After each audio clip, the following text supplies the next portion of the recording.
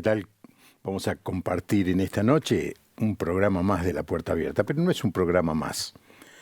Durante estos 17 años que hemos hecho este programa, ha habido algunos que en particular me han pedido que los repitamos una y otra vez. Por supuesto, la mayoría de ellos está en la plataforma de YouTube y usted lo puede ver a la hora y el día que quiera. Pero hay mucha gente que no maneja el tema del YouTube y me pide, me gustaría ver ese programa con Palau, me gustaría ver ese programa con Juan Carlos Ortiz, me gustaría ver ese programa con Armando Alducín. En fin, me han pedido mucho eso y es lo que vamos a hacer ahora. Vamos a poner un programa grabado que ya se emitió tiempo atrás, con otra tecnología quizá, yo un poco más joven, pero que fue de mucha bendición. Esperamos que disfrute este programa en esta noche. Como cada noche es un privilegio poder entrar en su casa y compartir con usted este rato al cerrar el día. Y la verdad es que hoy estoy seguro que vamos a disfrutar de un programa muy, muy especial.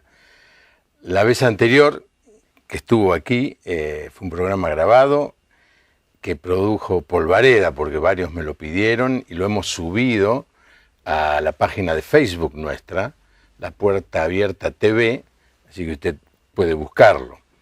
Pero es mucho mejor tenerlo en vivo y que usted pueda llamar por teléfono en este martes 9 de noviembre. Quizá este programa se dé en alguna otra oportunidad o muchas veces, pero lo estamos haciendo en vivo en este martes 9 de noviembre, así que los teléfonos están listos para recibir su llamado. El invitado es un lujo tenerlo. El pastor, reverendo, doctor, no sé cuántas cosas más, Juan Carlos Ortiz. ¿Qué tal, Juan Carlos? Mucho gusto, pero muy bien, muy contento de estar aquí y con vos. Sí, y bueno, ¿tuviste alguna repercusión? ¿Alguien te dijo que te había visto la otra vez que viniste? Oh, sí, muchos me dijeron, sí. Qué bueno, ¿te felicitaron por venir o te dijeron, qué haces con Juan Pablo? ¿Cómo te juntás con ese tipo? Bueno, es al revés. ¿Cómo Juan Pablo te invitó a vos? Bueno, quizás 30 años atrás esa pregunta hubiera sido muy dura. La cuenta. Sí. Yo soy pentecostal y hermano libre. No, yo no soy hermano libre. Ah, bueno. Alguna vez lo fui. Juan Carlos, hay una historia que muy pocos conocen, pero que marca dentro del ambiente de la iglesia pentecostal y de la iglesia evangélica en la Argentina un antes y un después. Que fue la venida del predicador. En realidad él no era el que iba a predicar, pero era el que preparaba las conferencias de otro predicador y que se recuerda con mucha devoción, casi es un momento culminante del movimiento pentecostal, y muy poca gente vivió eso in situ, en primera línea, como el caso tuyo. Ajá, ¿no? Era Tommy Hicks. Tommy Hicks, año claro. 54. Sí. Yo estuve. A muchos pentecostales se quieren morir de no haber podido estar, o porque no habían nacido, o porque no los llevaron. A mí mi mamá me llevó. No lo digas. Mi papá tenía un socio, que era muy joven en esa época, se llamaba Iván Baker. Y vino y le dice, Pocha, así le decían a mi señora, a mi mamá.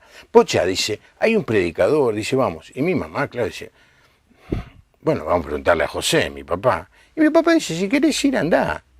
Y cuando yo escuché que era en una cancha de fútbol, a mí la parte teológica, yo quería ir a la cancha de Atlanta.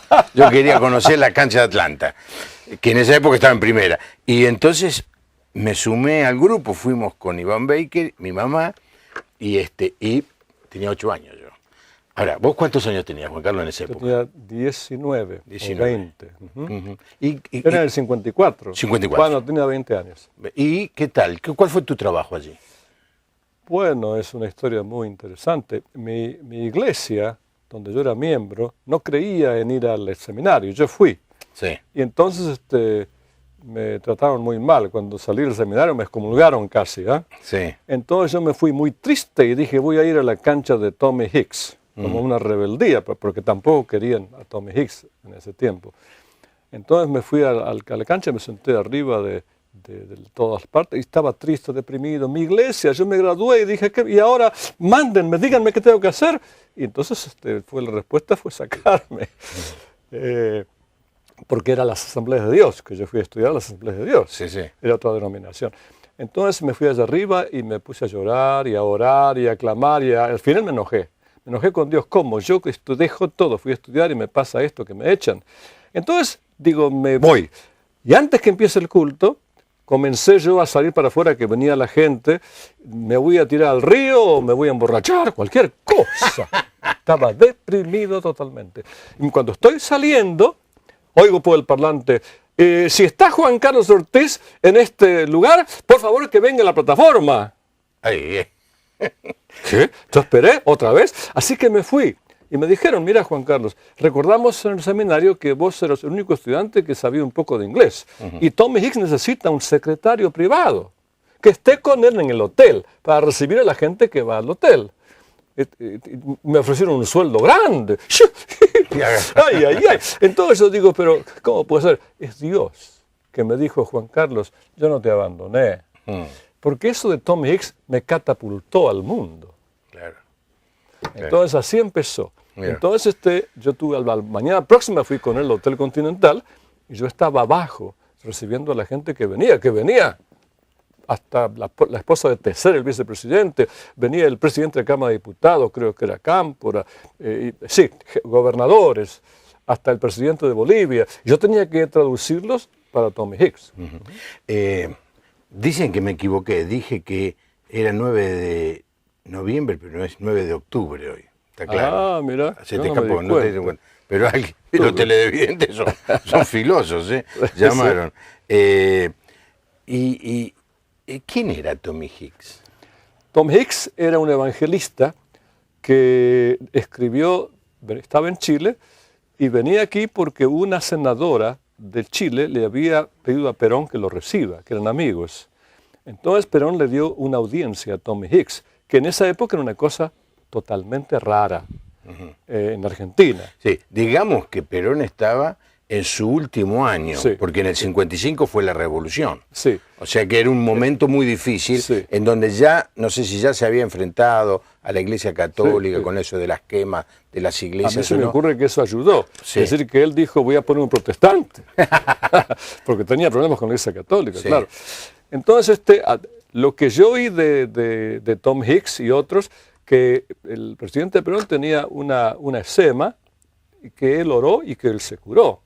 Y eso ayudó mucho a que él... No estabas en ese momento. Yo no estaba presente, no, pero oí, él estaba, se ve que estaba solo, porque él venía... ¿Quién lo conocía, Tommy Hicks? Nadie. Lo que sucedió es que había una campaña preparada porque invitamos a T.L. Osborne para que venga a dar la cruzada.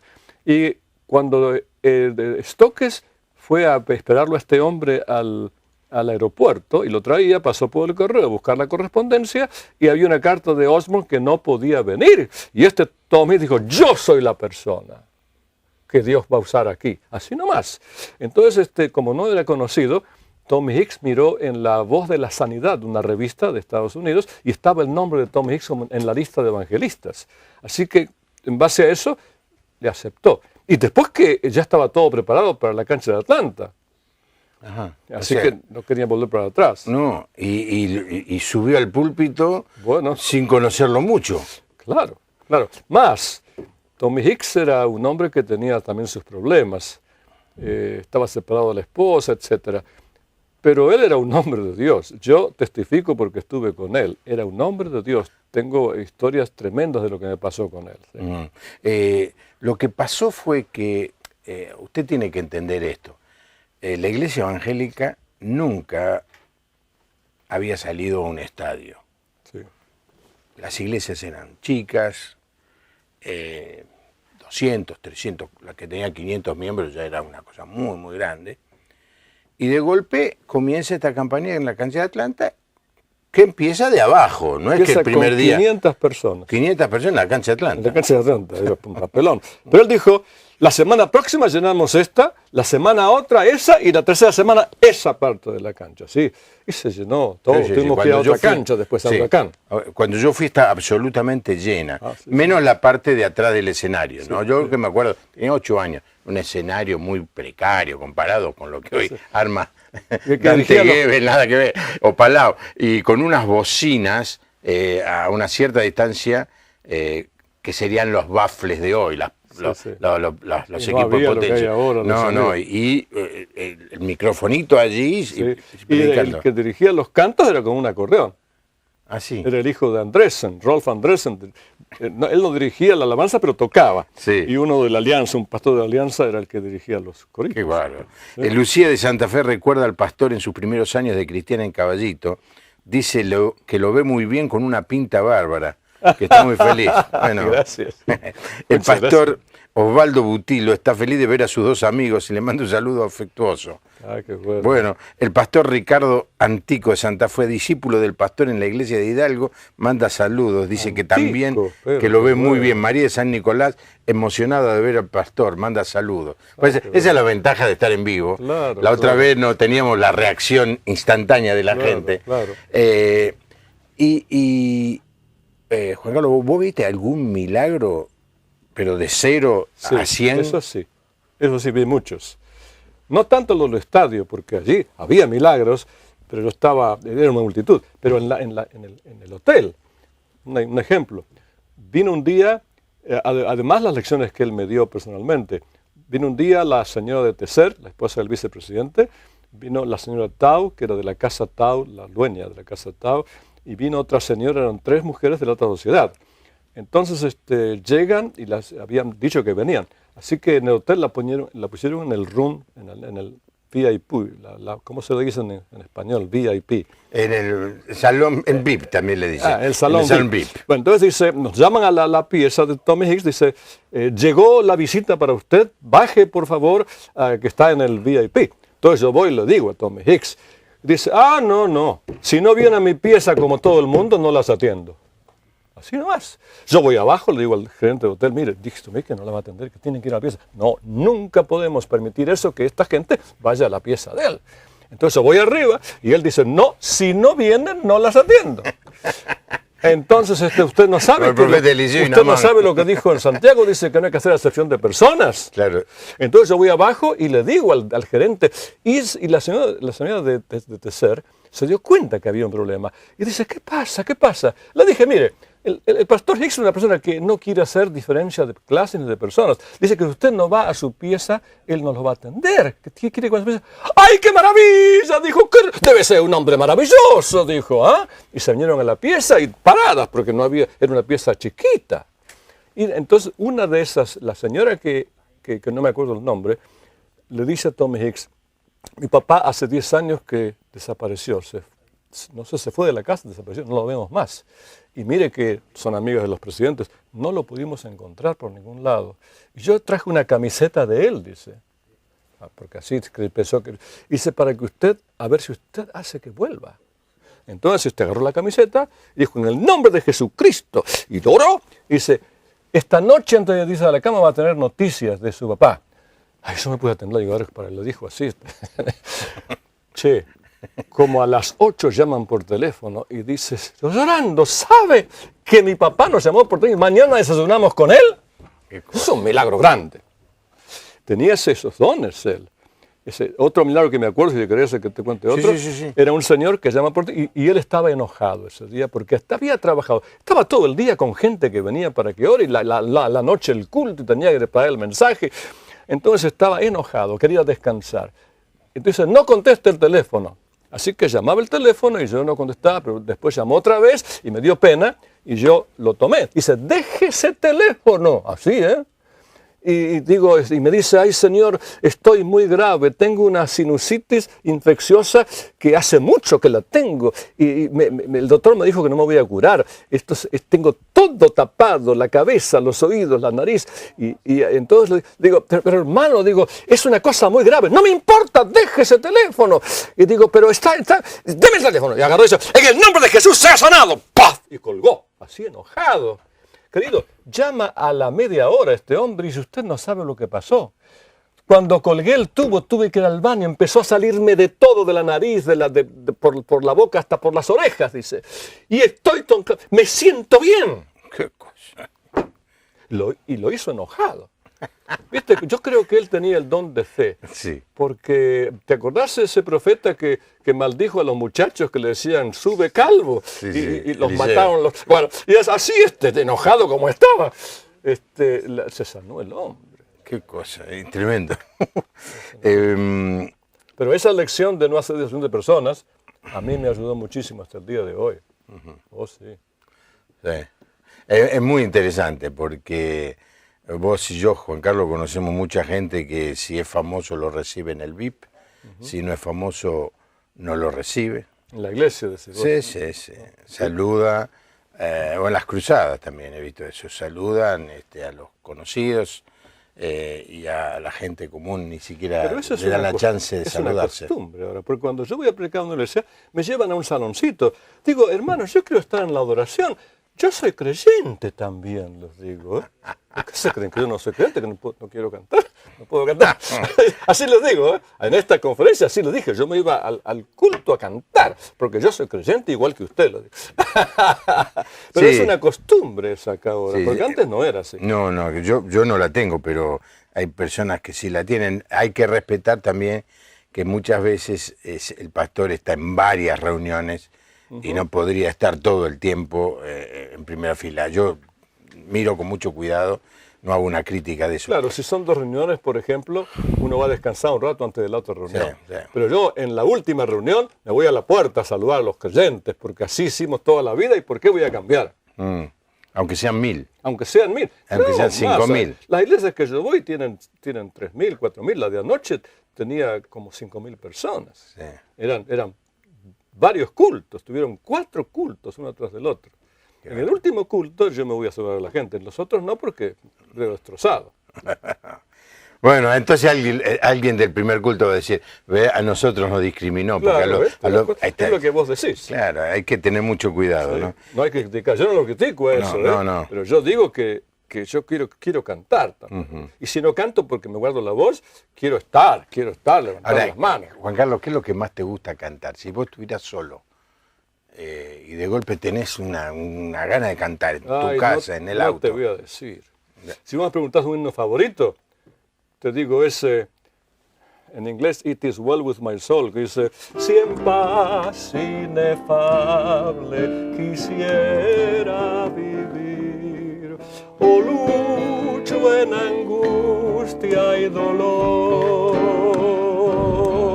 cual fuere mi suerte, yo quiero decir, soy feliz en Jesús, mi Señor. Soy feliz, muy feliz.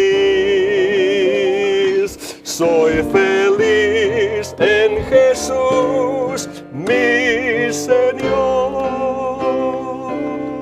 Ese es mi favorito y quiero que lo canten cuando yo me muera en el velorio. ¿Cómo lo tocás bien? ¿Cómo lo agarrás enseguida en cualquier tono? No, metí el dedo y vos arrancaste yendo. Vos seguiste en el tono. María de San Nicolás, emocionada. Norma de Nogoyá manda muchas bendiciones. Dice que él es muy bueno. Los teléfonos no los di, pero ya la gente lo sabe. 4568-6452, 4568-6667. Juan Carlos, tu vida después transcurrió y de golpe se te empezó a ver en televisión, también en la Argentina, la década del 90 creo, como predicador en la Catedral de Cristal, ¿no? Ahora vamos a ver algunas imágenes mientras nos contás. ¿Cómo fue esa experiencia? Y después, ¿cuándo empezaste a usar sotana? Cuando yo me gradué de la escuela bíblica y después de Tommy Hicks, fui a Estados Unidos para estudiar, después volví y fui a los indios de Formosa, Toba, Matacá y Pielagá. Ese fue porque yo le pedí que me mande a donde nadie quiere ir. Entonces fui allí, estuve 2 o 3 años y después, hasta que llegué después a ser pastor de Hidalgo.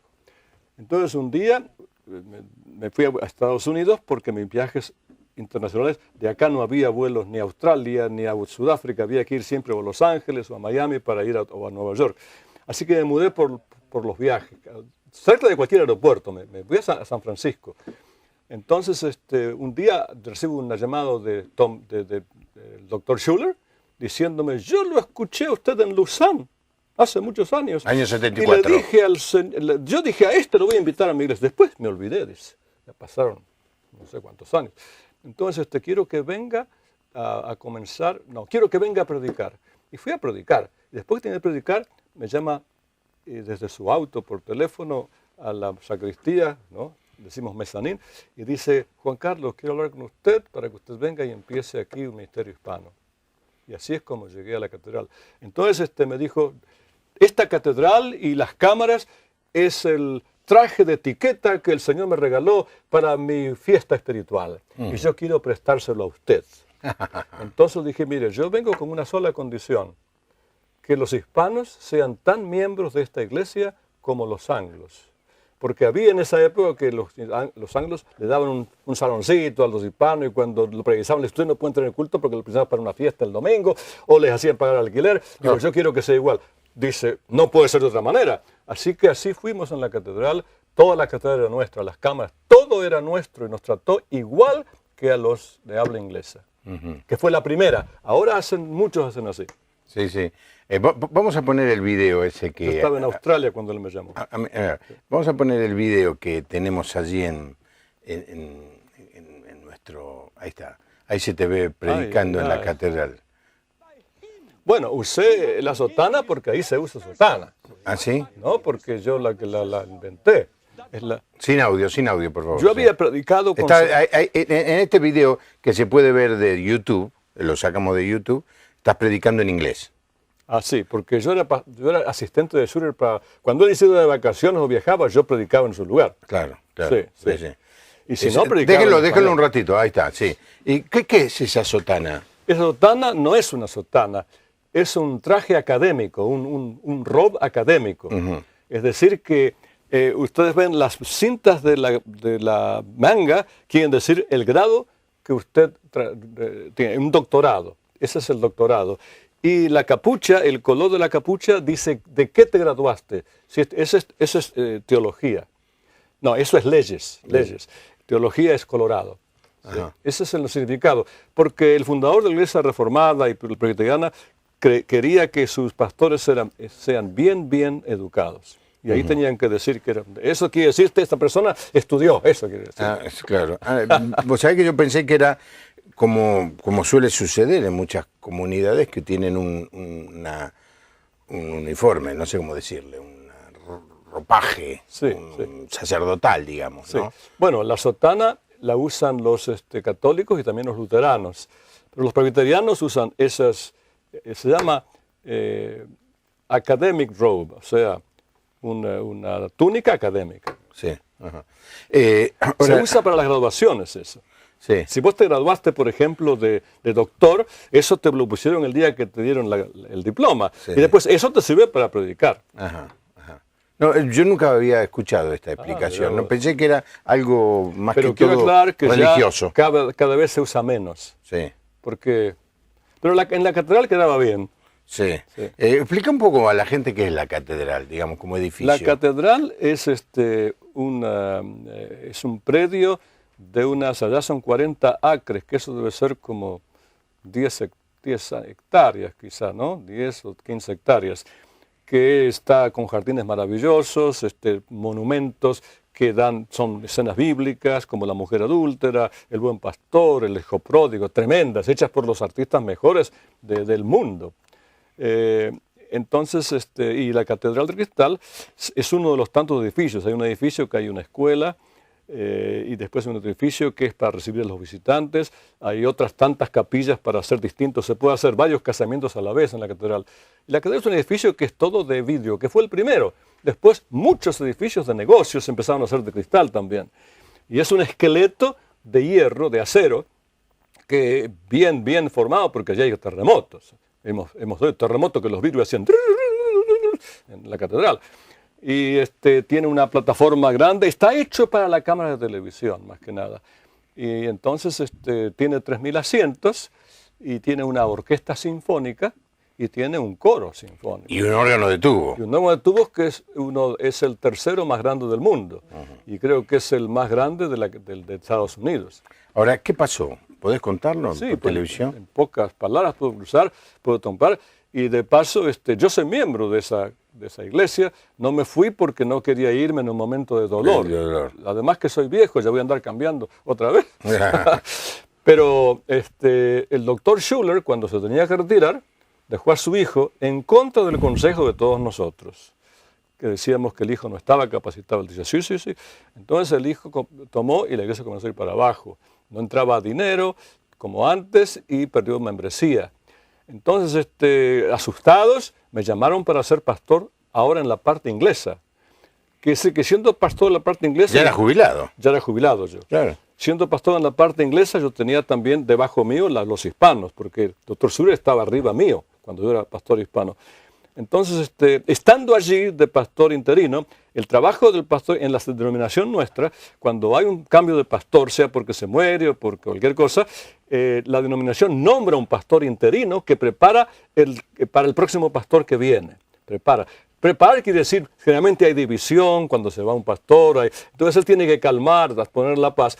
Y como la iglesia me quería mucho a mí, porque me conocía de muchos años, la denominación decidió que me pongan a mí y Schuller lo aceptó. Así que yo vine a ser el pastor. Y porque pude ser el pastor por 9 meses temporario, pude llamar a Goebel que venga y sea el pastor de la iglesia hispana. Claro. Y fue una bendición muy grande, una revolución. Tiene más de 5.000 personas. Entonces, después de que yo estaba ahí, cuando ya teníamos el pastor que iba a venir, y ya era un pastor que vendía su edificio y con ese dinero pagaba las deudas que tenía la catedral, porque la catedral tenía muchas deudas. Siguieron gastando los hijos sin que haya entradas. Entonces el doctor de repente dice, mi hija va a ser la pastora, después que habíamos entrevistado al nuevo pastor y todo. Así que la hija tomó, fue peor, se fue para abajo. Entonces yo no lo justifico al doctor Schuller, pero sí que lo entiendo. Eran sus hijos, él tenía fe en ellos, pero se equivocó. Entonces yo al doctor Schuller respeto mucho, aunque se habla tan mal de él, porque Noé, cuando era viejo, se emborrachó. Pero nadie lo recuerda como Noé el borracho. Lo recordamos como Noé el que hizo el arca. Exacto. Y así el doctor Schuller en su vida hizo muchas cosas muy, muy bien. Muy buenas. Entonces, no porque se equivocó al final, ya cuando estaba medio senil y con el empuje de su esposa. Pero esta es una lección para los pastores fundadores que no quieren soltar el púlpito, aunque son viejos. Y también para los otros que son nepotistas, porque eso es un nepotismo, que quiere que su familia quede de pastor. Esto es una lección, porque la iglesia fue un desastre. La iglesia ahora tuvo que presentar quiebra, no pudo pagar. Los deudores hicieron juicio y cuando hacen juicio los deudores y no se puede pagar, eso va a quiebra. Entonces con la quiebra, lo que se saca de la quiebra se paga a los deudores. Así que fue a quiebra y había 3 ofertas para comprar. Uno era para tirar todo abajo y hacer departamentos porque es un lugar precioso donde está la catedral. Hay 3 freeways que cruzan ahí a 2 cuadras de la catedral. Y entonces una oferta fue para hacer departamentos, tiraban todo abajo. Otra oferta era de una universidad, que seguramente iban a usar el salón de cultos para teatro. Y otro era la iglesia católica, para hacer su catedral de Anaheim, de Orange County. Entonces la vendió el doctor Schuller. El doctor Schuller no podía decidir él a quién se vendía, eso es el juez, porque está en quiebra. Pero el juez fue muy atento, decía, ¿usted qué prefiere, doctor Schuller? Y él dijo, la iglesia católica, porque por lo menos se va a leer la Biblia. Y los católicos, al tomar la catedral, le cambiaron el nombre. Pero mirá qué nombre le pusieron. En vez de Catedral de Cristal, Catedral de Cristo. Está mejor que antes. Está mejor que antes. Pero estamos tristes, ¿no? Claro, que no la quedó. ¿Y cuándo se va a entregar eso? En junio, porque cuando la compraron, hicieron un contrato que le iban a alquilar. Le alquilamos a la Iglesia Católica, ellos son dueños, le alquilamos en $115,000 por mes. Todos esos edificios. Sí. Hasta junio. En junio se vence y tenemos que entregarla. Qué dolor va a ser, ¿eh? Sí. Emma de Castelar dice que estos 2 pastores son una eminencia en el Evangelio. El pastor Ortiz, ¿y cuál es el otro? Y vos. Le aclaren la duda sobre el que opina de la cremación. Bueno, no sé si es un tema Sí, para... está bien. ¿Le querés contestar? Contestale. ¿Por qué no? Yo creo que si uno lee el capítulo 15 de 1 Corintios, ahí dice bien claro que el cuerpo que muere no es el que va a resucitar, porque es un cuerpo que carne y sangre no puede entrar en el reino de Dios, que es un cuerpo nuevo. Entonces, no importa si se entierra, esa es mi opinión, no sé la tuya, no importa si se entierra o se quema. Y se presume que esto de cremarse va a ser lo del futuro, porque ocupa mucho espacio, porque puede afectar las aguas y también porque es más barato. Mucha gente se crema. Pero El 70% hoy aquí. Claro. El 70% decide la cremación. No, los evangélicos no tenemos una opinión. No tenemos un dogma sobre eso. Mamá no hubiera dejado que claro, le cremen, no. No. Es posible, a mí no me gustaría, yo quisiera ir a la tierra. El problema está que dicen que... Anótenlo esto, grábenlo. ¿No te gustaría? No, me gustaría ir a tierra. Ah, sí, yo también. Yo te compré mi tumba, así que ya tengo asegurada. Mi esposa y yo porque la catedral tiene un cementerio. Ay. Y ahí compramos nuestra tumba. ¿Y entonces ibas a tener un cementerio católico? Sí, pero el católico hizo ya cuenta que va a ser un cementerio protestante y católico. Claro. Y que va a dejar esa parte no se toca. Que los pastores sí. Porque eso es parte del gobierno, eso tiene que ser a perpetuidad un cementerio. No pueden tampoco sacarlo porque lo compraron. Pero yo quiero que me entierren entero. Estela de Rosario de Lerma, Salta, dice que hace 40 años que no ve al pastor, desde que estaba en Caballito, en un discipulado. Estoy más viejito. No, pero 20 años no es nada, dice el tango. No, es más de 20. Sí, no 40, dice. 40, claro. Bueno, muchísimas gracias a todos los que están llamando. Juan Carlos, cuando yo estaba por Estados Unidos, un día en una iglesia... que no conocía tu historia, si no hubieran usado tu libro, él sabe lo que le estoy diciendo, me dice, ¿usted conoce a Juan Carlos Ortiz? Y digo, bueno, sí, él no me conoce a mí, pero es una persona muy conocida. Entonces, pues estamos estudiando el libro de discipulado. Ese libro fue una revolución. En todo el mundo. En todo el mundo. Tradujo en muchísimos idiomas. A mí me lo estaba diciendo una iglesia americana, es decir, la traducción en inglés, ¿no? Que era como un manual de algo que se había perdido en la historia y que ahora se recuperaba, que era el discipulado. ¿Por qué no nos hablas un poco de ese libro? ¿Por qué no? Cuando estábamos haciendo esto, se corrió una voz porque todo empezó, el discipulado empezó en una crisis mía en el ministerio. La crisis era que yo cuando estaba doblando para entrar a la calle Hidalgo, veía porque estamos allí con tantos subterráneos, tren, la gente venía de las dos partes y la iglesia estaba en la media cuadra. Entonces venía, y yo cada vez que venía y veía a la gente entrando, decía, ¿esta gente viene a escucharme a mí? ¡Qué barbaridad, qué responsabilidad! Y después otros días decía, y nadie hace lo que yo digo, predico, y nadie lo practica, ni yo. Bueno, en eso me siento... Somos dos. Bueno, entonces, eso empezó, por meses empezó a trabajar en mí. Hasta que un día hizo crisis. Yo llego a la iglesia oprimido por todo eso que yo veía. Entonces, llegó la hora de predicar y yo había preparado un sermón sobre el amor. Ya había predicado un montón de veces sobre el amor, pero esta vez cambié las ilustraciones y miré el griego otra vez y puse un poco de cada sermón que tenía antes. Y un sermón lindo sobre el amor. Entonces, cuando voy a predicar, mirá lo que me pasa, un accidente gravísimo.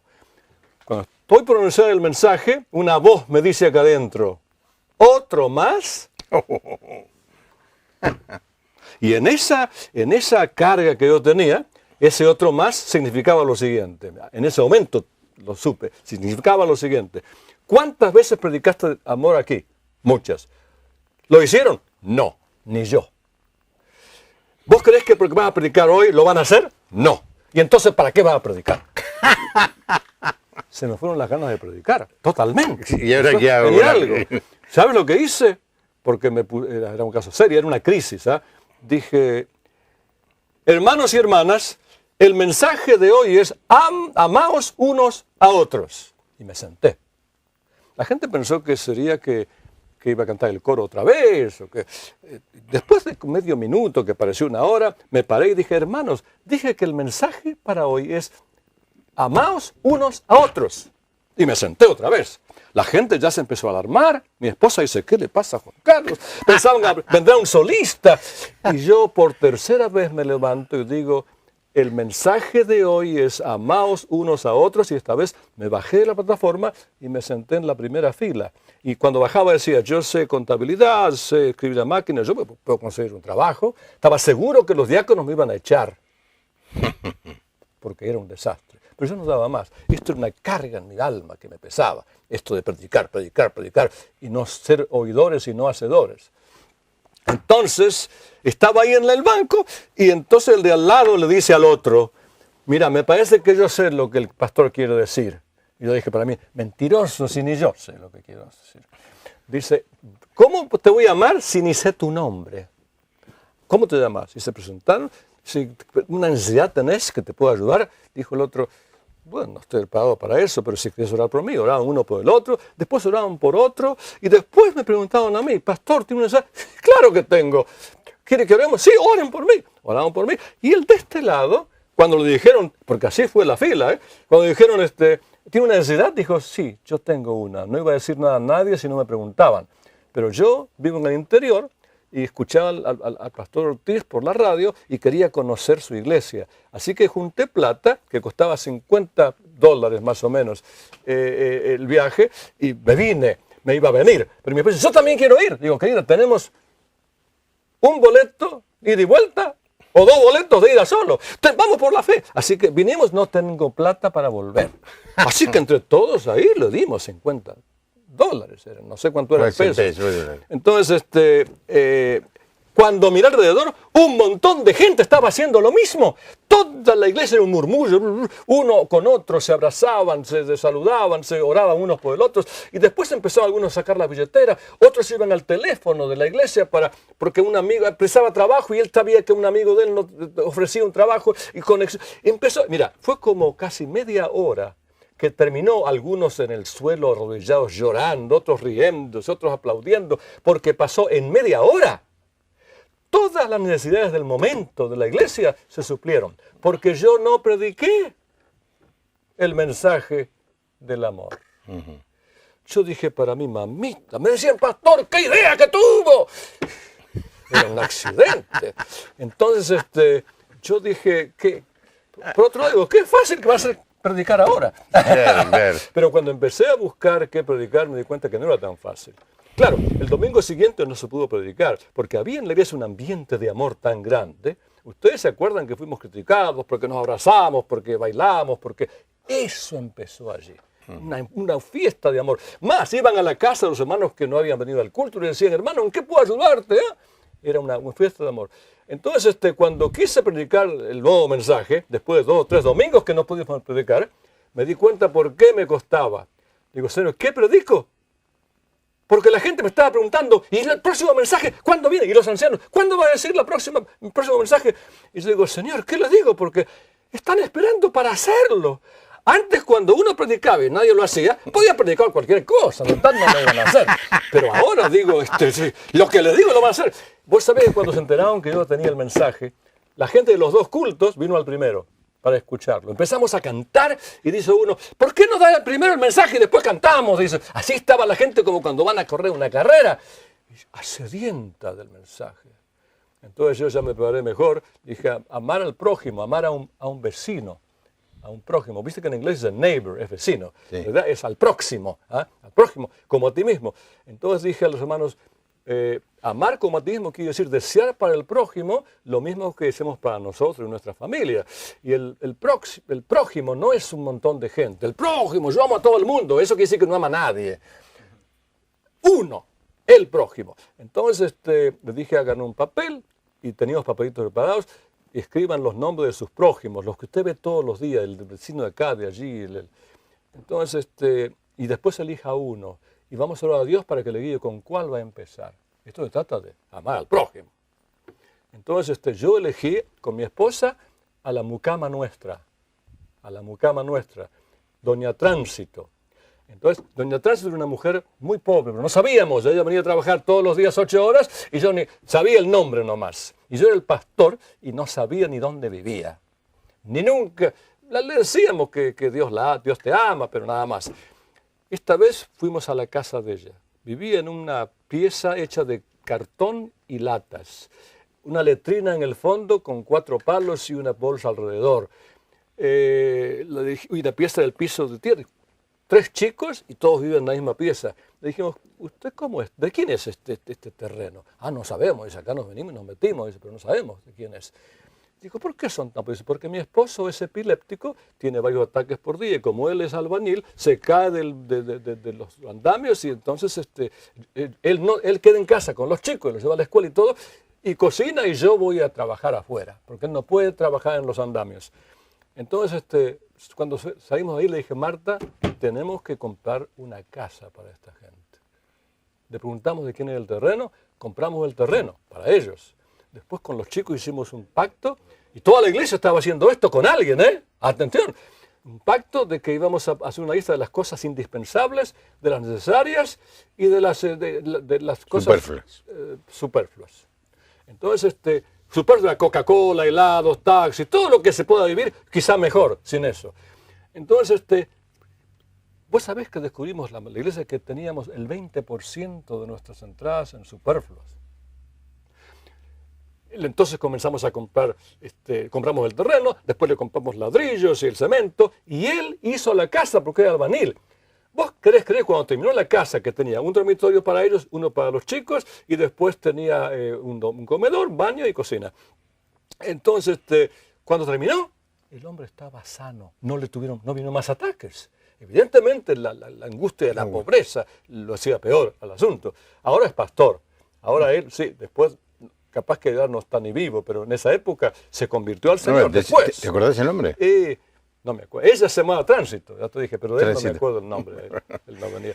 La cuestión es que eso estaba, todo el mundo, otro le compró una máquina de coser a una señora que tenía máquina de pedal y una máquina eléctrica, cosía el doble y ganaba a otro. Otro le ayudó a uno que trabajaba de electricista debajo de otro, le ayudó a sacarse su licencia. Otro le ayudó a comprar una camioneta a ese en fin, y así empezó el movimiento en mi iglesia, el movimiento que le llamaban carismático, pero un movimiento, primero fue de amor, muy interesante, y después no te digo más porque siguió eso. Cuando el tercero fue, cuando hagas fiesta, no invites a tus amigos, a tus hermanos, a tus vecinos ricos, que te pueden pagar, invitarte otra vez, invita al pobre, al cojo, al ciego.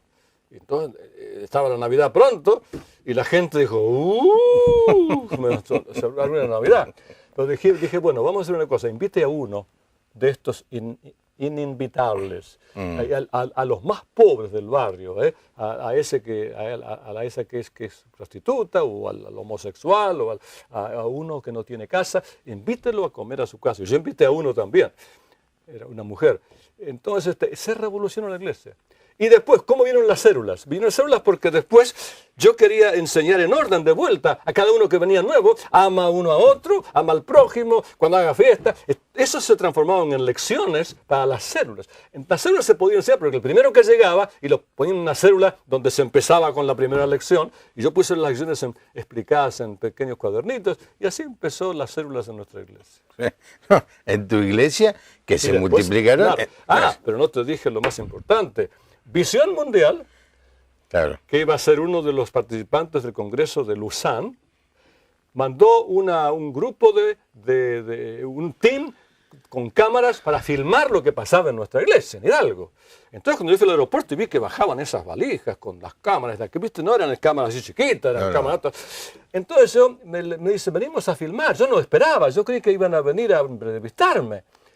Entonces dije, no los voy a permitir que ustedes filmen mi iglesia, porque la gente se va a creer que somos algo especial y yo quiero que crea que esto es lo normal. Pero los puse a que se hospeden, eran 3, en distintas casas donde se hacían células de creyentes y vieron la vida de ellos, vieron lo que pasaba en las células. Así que volvieron allá y dijeron, no nos dejó filmar, pero es así. Entonces me invitaron a que vaya personalmente a explicar lo que pasaba en el Congreso de Lausanne. Y eso me catapultó al mundo. Por eso es que se hizo así. Ahora es increíble. Pero atención que yo soy un argentino no tenía, en esa época no tenía ni mucha cultura ni nada, porque después cuando me hice presbiteriano tuve que estudiar de nuevo. Y ahí tenés que tener un doctorado, un máster. En cambio, yo tenía la escuela bíblica de Loma de Zamora, ¿no? Tenés cuidado. Bueno, tenés cuidado con hacer comparación de universidades. No, pero ellos en aquella época era un curso de 2 años. Sí, comparado con los otros son carreras de grado, claro. Un curso de 2 años y no hacía falta que tengas secundaria. Nos aceptaban con primaria en esa época. Ahora ya no. Ahora es una escuela, y te digo más, es una de las escuelas que más pastores produjo. ¿Sí? Porque se enfatizaba las escrituras, la oración por los perdidos que llorábamos, el ayuno, de manera que de ahí salieron Carníbal, Freyson, Ibarra, todos esos salieron de la escuela bíblica esa, pero en aquella época no era así. Cuando fui a Estados Unidos, me acreditaron lo que estudié allí, pero me faltaba un montón. Me faltaba estudiar los padres de la iglesia, que nosotros creíamos que los padres de la iglesia ni eran convertidos, ¿viste? Sí. Que San Agustín, en fin, y también tenía que estudiar teología, y la teología reformada. Así que, pero me vino muy bien porque entonces me culturicé un poquito. Ahora, es increíble, voy a leer los mensajes, pero es increíble que en su sermón en el año 74 en Lausanne utilizó una metáfora y que queda en el recuerdo de todo el mundo. Puré de papas. El puré de papas. Es increíble. Esa metáfora, a veces una buena ilustración arruina un buen sermón. Sí, sí. No digo que arruinó el sermón, pero todo el mundo se acuerda de que mencionaste lo del puré de papa. Pero no era una metáfora mía, no. Decir. Yo, papa sí. Todo el mundo decía, cuando hacíamos la antecena, que este grano de trigo estaba en el sol y en la lluvia y después tuvo que pasar por el molino. Así fue Cristo que tuvo que pasar por la cruz. Pero los chicos de Buenos Aires no entienden los trigos como están en el campo, pero sí entienden las papas porque las ven todos los días en la casa. Entonces yo lo hice lo mismo pero con la papa. Y yo le di este significado. Digo, las papas son un montón que están en una planta. Entonces cuando uno, son todas de una misma planta, pero uno las arranca y agarra las papas y son todas diferentes. Entonces después nosotros las pelamos. Pelarla era la etiqueta denominacional. Hermano libre, pentecostal, bautista. Entonces las pelamos. Pero todavía no está conforme Dios. Después las lavamos y las cortamos en pedacitos. Dios tiene que quebrantarnos como denominación, como iglesia, que tenemos que aceptarnos unos a otros. Después se hierven. Y después se sacan, pero Dios todavía no está contento porque Él quiere puré de papas. La unidad total. La unidad total, sí. ¿Vos te fijaste que uno de los elementos de la renovación era la unidad de la iglesia? Sí. Y te das cuenta que ahora la iglesia está mucho más unida que antes. Muchísimo más. Muchísimo gracias más. a Dios en la Argentina. Sí. Me dejas de leer. Desde Misiones llama Juan. Dice que en el año 56 el pastor Juan Carlos estuvo de luna de miel allí, en Misiones. Es cierto. Hubo 2 reuniones maravillosas que no se olvidan de él. Tanto que a su primer hijo le puso Juan Carlos en honor a vos. El luna de miel. Santo ahí, cayó el Espíritu Santo. ¿Qué hacías en la luna de miel predicando? Si no tenía plata para ir a un hotel, tuve que ir a la casa de los hermanos. Ah, mira, David de Palpalay, Jujuy, pregunta, ¿cómo ve bíblicamente el pastor lo que sucede en la Catedral de Cristal? Ajá. Una mirada... ¿Cómo es? No, ¿cómo ves bíblicamente? Bíblicamente.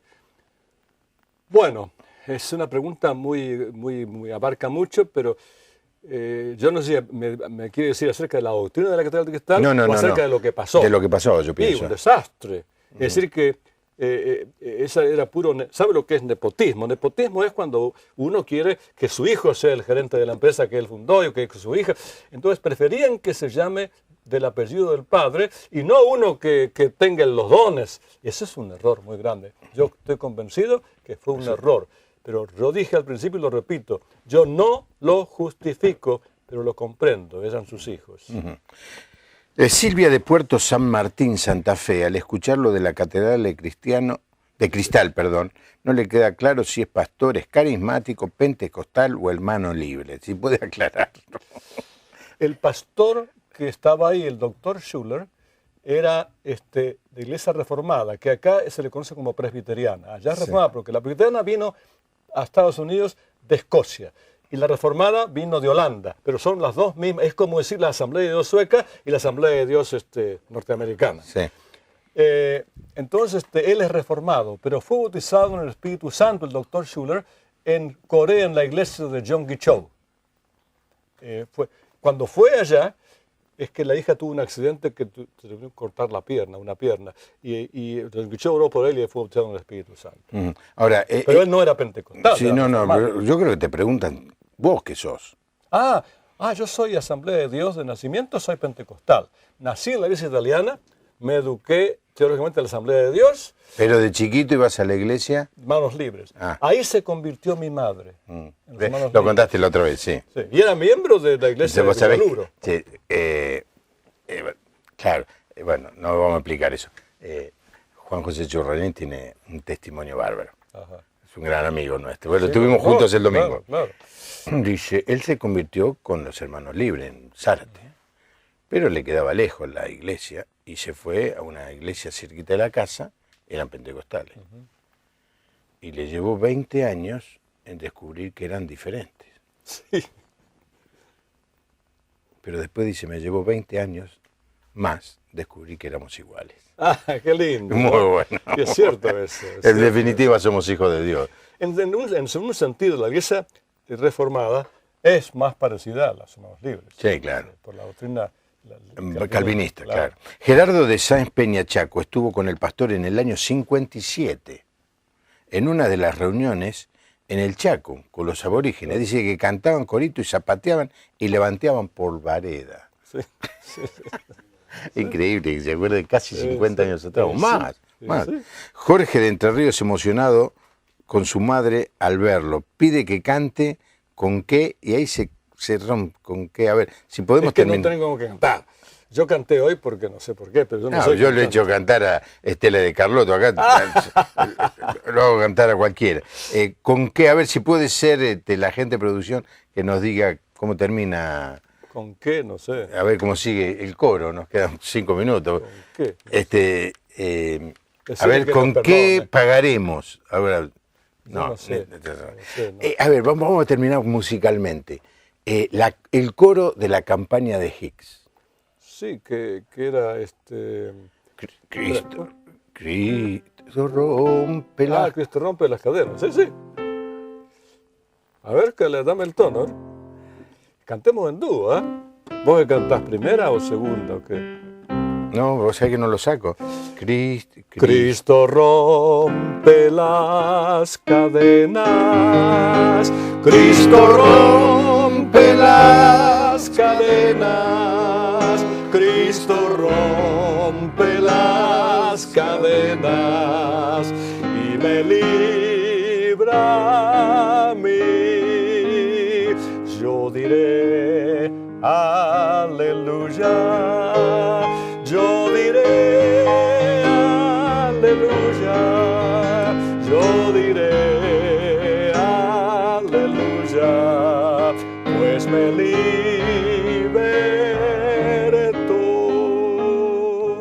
Yo me acuerdo de eso y de otro. La campaña porque hay almas que salvar. Trabaja en la campaña porque hay almas que salvar. Almas que salvar. Almas que salvar. Almas que salvar. Almas que salvar. Trabaja en la campaña porque hay almas que salvar. Eran de esa época, ¿no es cierto? Sí, eran la campaña, claro. Y después vino una campaña, y ahora voy a tocar ese himno, seguro lo voy a acordar. Vino 3 años después, una campaña duró 15 días, todas las noches, en el Luna Park, con un predicador, Oswald Smith. Sí, claro. Y cantamos... ¿Qué es eso?